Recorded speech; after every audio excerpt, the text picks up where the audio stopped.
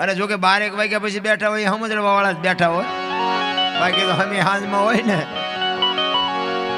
2-3 વર્ગના માણસો આવે. પેલા આવે ને એ બધા કે કલાકાર શું વાહન લઈને આવ્યા છે ને કેવા કપડા પહેર્યા છે ને આ બધું જોઈ જોઈને વિયા જાય. પછી બીજો વર્ગ હોય ને કે કોણ કેવું ગાય છે ને કોણ કેવું બોલે છે ને એ જોઈને વિયા જાય. પછી જે બેઠા હોય ને બાબુ એ ભજનના માલમી હોય, એ કંઈક ભજનના ભૂખ્યા હોય એમાં કોઈ ખડકી ન ઉગાડે એવું હોય, કપાણે બેઠા હોય પણ એવા ઓછા હોય. ઘણા ને એવું હોય કે વચ્ચે ન રાખે સારું હોય, ઘરે ખડકી ઉગડે એવું નથી ને આ જો આવડો બંધ કરશે તો અમારે ઘણી જગ્યાએ એવું થાય. 3 વાગે 4 વાગે પ્રોગ્રામ બંધ કરીને તમે હાથ વચ્ચે રાખ્યા. અમે કઈ ગયેલા પણ અમે છે ને હાથ વચ્ચે કે હવે અહીંયા ઉવાય ને ઘરે ઉગાડે નહીં, એટલે બધાને હરખું નથી હોતું. પણ ભજનની મજા છે. કહેવાનો મારો અર્થ કે આ ધરતી કપ આવ્યો, આ વાવાઝોડા આવ્યા, આ દુકાળ પડે, આ કોરોના આવ્યો, કંઈક એવું નથી લાગતું કે આપણી કંઈક ખામી હોય છે મારી? અત્યારે નગર તમે જોવો તો ભજન ને સત્સંગ ને ધૂનું ને હવન ને પ્રતિષ્ઠાયું ને મંદિર ને કથાયું ને કાંઈ ઘટે છે? આપણને એમ થાય કે ભક્તિનો રાફડો ફાટ્યો એવું નથી લાગતું? હવે આટલી બધી જો ભક્તિ હોય તો પછી આટલું બધું બગાડ છે. આ ભગવાન શું નહીં સાંભળતો હોય? આપણે રાયડું નાખી છે નહીં સાંભળતો હોય? આ પૈસા માણા ઉડાડે છે એ નહીં ભાળતો હોય?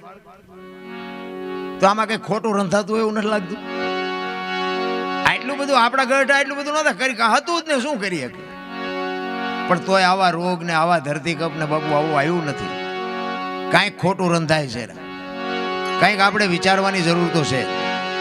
નકર મને તો એમ થાય કે આ જે સમય મળ્યો છે ને એવો સમય આપણા ગઢે ભાડ્યો નહોતો ને આવતો સમય કદાચ ગમે એવો આવે એ ખબર નથી. પણ બાપુ અત્યારની જે મજા છે ને આ સ્વર્ગ છે ને એ આર્ય સ્વર્ગ છે. બાકી સ્વર્ગ પર બધા ઘણા નથી કહેતા એ કે સ્વર્ગમાં ઇન્દ્ર રાજા હોનાના સિંહાસન ઉપર બેઠા છે, અહીંયા ફુવારા છે ને ઇન્દ્રની અપસરાયું નાચ કરે છે ને અહીંયા કોઈક જી આવ્યું હોય કોને મારા પગ ઝાલવા? કોઈ જી આવ્યું નથી ને કાંઈ કોઈએ સ્વર્ગ ભાડ્યું નથી. આ રહ્યું ને એ સ્વર્ગ છે, બાકી કાંઈ છે નહીં. આ મજા કરી લેવાની છે. આ બધા ભવની વાતો કરે એમાં મને ટપા નથી પડતા. ઓલા ભવમાં આમ ને ઓલા ભવમાં આમ મળ્યો એ શું થાય લો ને કાલની ખબર નથી. ભવની હું ખોડવી હોય ભલા મને? આ ભવમાં હું વાંધો શું ઘટે છે? હું આ કર્મમાં મને નથી ખબર પડતી. અત્યારે તમે જો આ ભક્તિ કરે એવડાય દુખી છે, મલકના બૂસ મારે એવડાય સુખી છે. લો આ હારા કર્મ કહેવાય. આ કોકના ખિસ્સા કાતરી લે ગમે એનું પડાવી લે તો એવડાય હિલોળા નથી કરતા. 10 આંગળા વેટ્યું હોય 40 લાખની ગાડી લઈને નીકળે, આપણે એમ થાય કે ઓલું બૂસ માર્યો દીવડો એ છે આટલા હિલોળા ને. હવે આપણા માતાજીને ભગવાનના ગાણા ગઈ ગઈ નાખી રહ્યા રાગડા તાણી તો મોટરસાયકલમાં ટાયર નાખવાનો વ્યાજ નથી. પણ કર્મે લખ્યા કિરદાર કોઈ દી સઠી ના સુકે નહીં. પછી હુનર કરો હજારી આખરે આડા ફરે. અખિલ બ્રહ્માંડના માલિક ને તમારું અને મારું જેને સર્જન કર્યું હોય, આખો વિશ્વ જેને બનાવ્યું હોય, એ કૃષ્ણ પરમાત્માને ખબર ન હોય કે અહીંયા બેસ તો ભીલ મને બાણ મારશે ને ખબર ન હોય? કરમ જો બાપુ એને ન છોડતું હોય તો બૂસ મારવા વાળાને શું, પણ તમને મને કોઈને નહીં છોડે.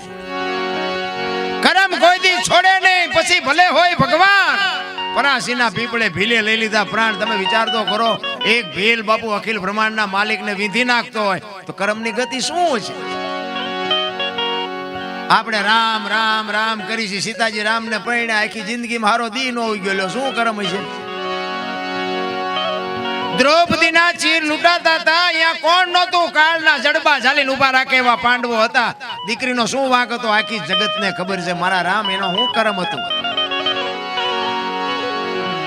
રામ જેવા રામને જો 14 વર્ષ વનમાં રખડવા જવું પડ્યું છે તો એનું શું કર્મ છે? રામાયણ અને મહાભારત છે ને બે મહાપુરુષોએ બનાવ્યા છે, પણ તમને મને રાહ બતાવવા માટેના ગ્રંથો છે. ભાઈઓ કેવા હોય, દીકરી કેવી હોય, પત્ની કેવી હોય, મા બાપ કેવા હોય, આ જોવું હોય તો રામાયણમાં ઉતરો. અને રળેલો ન ખાવું હોય મહાભારતમાં ઉતરો.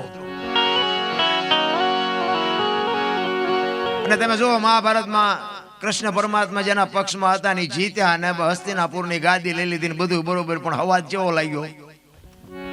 એ કે કાકા ને બાપા ને ભાઈઓ ને મારીને હવે આ ગાદી આપણે ભોગવવાની. એ કે હાલો હવે હેમાળે હાડ ગાળવા. ઝઘડામાં હાથ થાય, માર ખાવ તોય ફાયદો નથી ને મારો તોય ફાયદો નથી. અને રામાયણ એમ કે છે જેને જોઈને લઈ જાઓ. અખિલ બ્રહ્માંડ નો માલિક કૃષ્ણ રામ જદી વનમાં ગયો આમ હાલતો થયો ને ત્યારે લક્ષ્મણ એમ કહે છે કે ભાઈ હું તમારા ભેગો આવું છું. રામ ના પાડે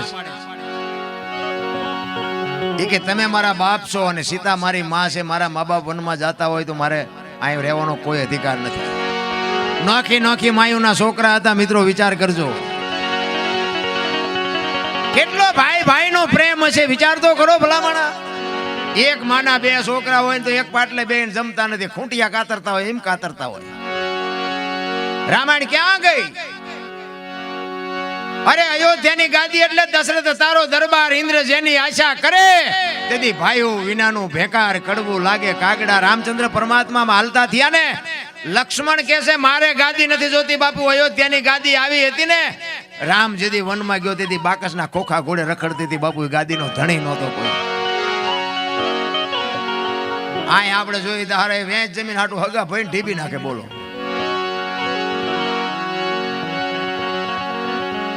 એક જાય ઉપર ને એક જાય જેલમાં, જમીન અહીંયા પડી હોય. એટલે સંતોએ કીધું કે ધરતી રાજા રામની આની કોઈની પૂરી કરી નહીં આશ, આની માથે કંઈક રાણા રમી ગયા ને કંઈક વિયાઈ ગયા નિરાશ. પછી જેલમાં હોય એની ખબર કાઢવા જાવ ને એટલે શું કે ખબર, ઓલું પસાવી ગણ જાય ભલે જાય પણ મને બારો કટાવતા વેચ જવા દીધી હોત તો. પણ તારે મોડું થઈ ગયું હોય મારા રામ, સમયની બલિહારી છે, સમય બડા બલવાન છે. કર્મની ગતિ કોઈ તમે વિચાર કરો, થઈ થાવીને થાસ્યાઓ ત્રિકાળ જ્ઞાની મહાપુરુષ ગંગાનો પુત્ર ભીષ્મ છેલ્લે બાણની પથારીમાં હોવું પડ્યું. કાલ શું બનવાનું ઈ જેને ખબર હોય, પોતાના મૃત્યુને બાપુ પાછું જો ઠેલી શકતો હોય તો આ મહાપુરુષ કેવો હોય છે.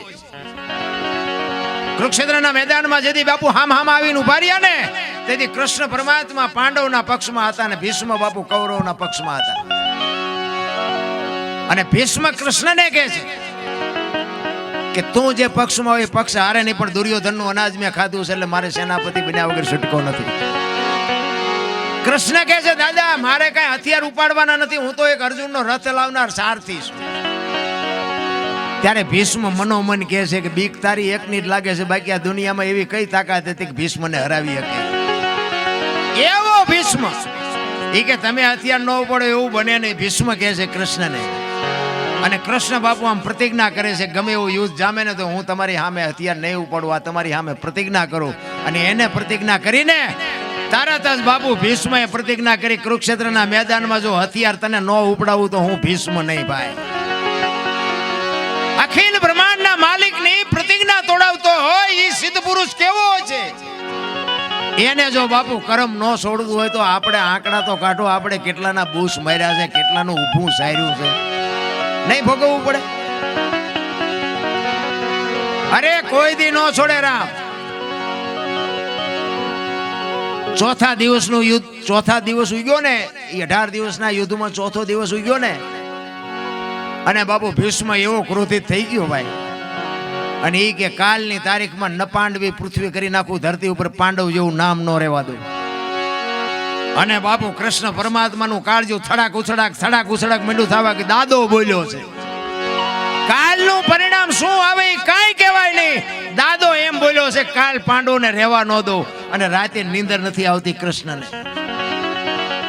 અને આવી રીતે પૂનમની રાત્રે ચંદ્રમા ઉપર છે, અંજવાળિયું છે. અને કુરુક્ષેત્રના મેદાનમાં કૃષ્ણ વાયા હાથ રાખી અને મેદાનમાં આટા મારે છે, વિચાર કરે છે કાલનો શું નિર્ણય લેવો. અને રાતે એમાં રખડે, એમાં એક બેન દેખાણી, એને સફેદ વસ્ત્ર પહેરી અને એક માં બેઠી છે. એટલે કૃષ્ણ વિચાર કરે કે અત્યારે આ રાતના ટાઈમે આ કોણ છે બૈરું. ત્યાં જઈને કીધું કોણ છો માં? અને આમ બાપુ એ જોગમાયા ઊભી થઈ હો. એ કે હું ગંગા છું, ભીષ્મની માં છું. હે કે ભીષ્મની માં છો કે અટાણે માં અહીંયા? એ કે કાલ મારો દીકરો આય પડવાનો છે અને કાંટા ને કાંકરા નો વાગે, કાંટા ને કાંકરા વીણું છું. કૃષ્ણ પરમાત્મા ચકરી ખાઈ ગયો. ઓલો કે છે કાલ પાંડવો નો રહેવા દઉં, જનેતા એમ કે છે કે મારો દીકરો કાલ આય પડવાનો છે. આમાં સાચું શું? ભગવાનને ઘૂમરે નાખી દીધા. અને કૃષ્ણ આવ્યો સાવણીમાં અર્જુનને પાટું મારીને જગાડ્યો કે એ ઓલાએ પ્રતિજ્ઞા લીધી છે કાલ પાંડવોને રહેવાનું હતું, તમને હારો નીંદર આવે છે. અર્જુન આંખું સોળતો કે તું જાગસ પછી અમારે શું જાગીને કામ છે. એટલે લગામ તો બાપુ છે ને હોંપી દેવાય. હું તો એમ કહું છું, લગામ હાથમાં રાખીને મોટો મેં આંક્યો એવો પાવર ન કરો. હારો માણા હોય ને હોંપી દેવાય. અને કૃષ્ણ વિચાર કરે છે, અર્જુનને કહે છે કે કાલ તારે આગેવાની શિખંડીની લેવાની છે. કાલ તું રથમાં આગળ શિખંડીને રાખજે. કારણ કે બાપુ કૃષ્ણએ કપટ તો કર્યું જ છે. એટલે અર્જુન એમ કે છે અમે હું બંગડીયું પહેરી છે શિખંડી. ઈ કે હું કહું એમ કરીને ભાઈ એમાં તમારા ડાળિયા નહીં આવે. અહીંયા હું કહું એમ કર નકર કાલ ભીષ્મ છે ને મેદાનમાં દડે રમે એવું કરી નાખશે. કાંઈ નહીં રહેવા દે. તું શું માનસ ભીષ્મને? તું શું માનસ? અને આ બાપુ આમ ફોરજ નારાયણ કોર કાઢે આમ હામાં રથ આવીને ઉભા રહ્યા. ભલે હોઈ ગયા ભાણ લવ તુહારા ભામણા જેન મરણ લગમાન એ રાખજે કચ્છ પર આવું ઉગ્યો તું હરવડ જળાળ બીજો કિરણો પાથરવા હામાં રથ આવીને ઉભા રહ્યા. અને આમ શિખંડીની આગેવાની જા જોઈને તા ભીષ્મએ હથિયાર મૂકી દીધા કે તમારી જાતના બાય લાવો. મને તમે છેતરો નગર તમારી એવી કોઈ તાકાત નથી કે તમે ભીષ્મને હરાવી શકો. અને પછી કૃષ્ણ અર્જુનને કહે છે કે હવે માર બાણ. ઈ કે પણ હવે આમને ઈ કે માર. હું જે તને કહું એ કઈ નગર કઈ નહીં રે આયા. મારું નહીં કામમાં આવે.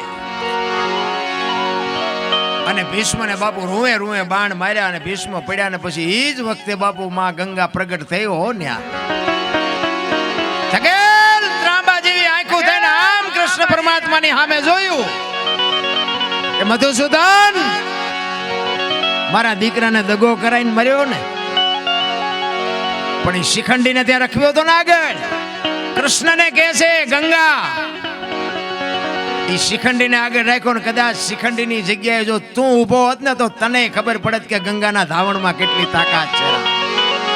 કેવી જનેતા હશે. મારા બાપ ધરાવીને ધાનનો નીપજે ને કોડવીને માડું ન હોય.